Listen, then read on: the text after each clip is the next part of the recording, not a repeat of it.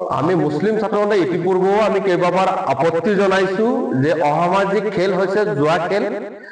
কোনো ধৰণৰ জুৱা খেল আচলতে প্ৰশাসনে আচলতে চলিব দিব নালাগে বুলি আমি দাবী কৰি আহিছো। কিন্তু তাৰ পিছতো বৰপেটা জিলাত গ্ৰন্থ আৰু বাণিজ্য মেলাৰ নামত যেনেকে জুৱা এক উৎসৱ হিচাপে উদযাপন কৰা হৈ আছে, এয়া কেনেকে সম্ভৱ হৈছে আচলতে অসম আৰক্ষী কি নাজানে নেকি এইবোৰ যে বাণিজ্য মেলাৰ নাম লৈ কেনে যে জুৱা খেলসমূহ হৈ আছে? নিশ্চিতভাৱে জানে। আৰু আৰক্ষী ছাত্ৰ ছায়াতে যেন এনেকুৱা হৈছে যে আমাৰ সন্দেহ হৈছে। গতিকে আমি মুছলিম ছাত্ৰ সন্থাই পুনৰবাৰ আচলতে বৰপেটা জিলা প্ৰশাসনক আমি দাবী কৰিছো, অতি সোনকালে বৰপেটা জিলাখন জুৱামুক্ত কৰিব লাগে। আৰু তাৰ কাৰণে যদি কোনোবা অনুষ্ঠান প্ৰতিষ্ঠানৰ বিৰুদ্ধেও যাই কেনে সিদ্ধান্ত ল'ব লাগে, জিলা আয়ুক্তক আমি দাবী কৰো লাগিলে সেই অনুষ্ঠানটোৰ পাৰমিশন বাতিল কৰি তেওঁলোকৰ ওপৰত আইনী ব্যৱস্থা ল'ব লাগে বুলি আমি দাবী উত্থাপন কৰিছো।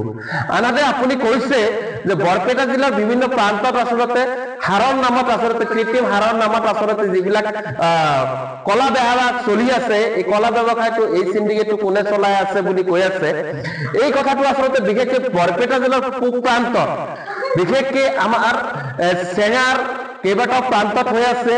ঠিক একেদৰে আমাৰ সৰ্থেবাৰী কেইবাটাও প্ৰান্তত হৈ আছে, চেনিমাৰী প্ৰান্তত কেইবাটাও প্ৰান্তত হৈ আছে।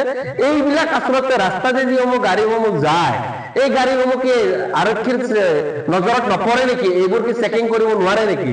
তো আমি মুছলিম ছাত্ৰসকলে স্পষ্টভাৱে এটা বস্তু আমি দাবী কৰিম যে চিণ্ডিকেট কোনে চলাই আছে, চিণ্ডিকেট মাইণ্ডটোক আইডেণ্টিফাই কৰিব লাগে আৰু অতি সোনকালে গ্ৰেপ্তাৰ কৰিব লাগে। আৰু চিণ্ডিকেট কৰা ব্যক্তিসকলে যদি আচলতে প্ৰশাসনৰ লগত কোনো অফিচাৰৰ লগত জড়িত হৈ থাকে, সেইজন অফিচাৰক গ্ৰেপ্তাৰ কৰাৰ আমি দাবী জনাইছো। আৰু এইটো ক্ষেত্ৰত মুখ্যমন্ত্ৰীৰ ওচৰত আমি মুছলিম ছাত্ৰসকলে দাবী জনাও যে এটা SIT গঠন হ'ব লাগে। বৰপেটা জিলাত ইমান চিণ্ডিকেট কেনেকে বৃদ্ধি পালে? ইয়াৰ আগতো বহুতবাৰ আমি শুনিছো যে নাই চিণ্ডিকেট চলি আছে, চিণ্ডিকেট চলি আছে। আমি এটা সংবাদ মেল বা এটা স্মাৰক পত্ৰ দিয়াৰ লগে লগে সেই চিণ্ডিকেটসমূহৰ ওপৰত ব্যৱস্থা লৈছিলে। কিন্তু এতিয়া আমি কেইবাবাৰো আমাৰ আচলতে দাবী জনোৱাৰ পিছতো বৰপেটা জিলাৰ অসামাজিক কাম কাজসমূহ বন্ধ হোৱা নাই, আৰু বিশেষকৈ চিণ্ডিকেট বন্ধ হোৱা নাই, এই জুৱা খেল বন্ধ হোৱা নাই।